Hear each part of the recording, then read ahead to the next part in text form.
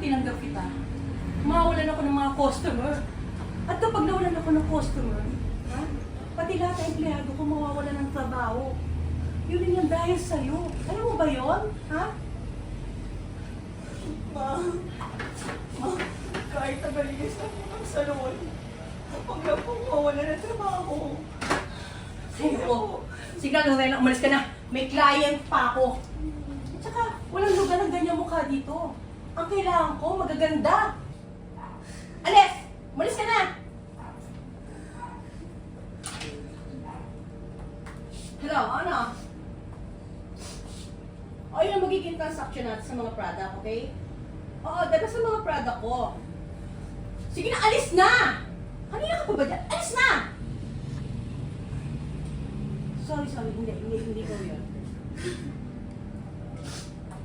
Oo, kailangan ko sa tayo mamaya. Tumawag ka na lang sa akin, ha? Next!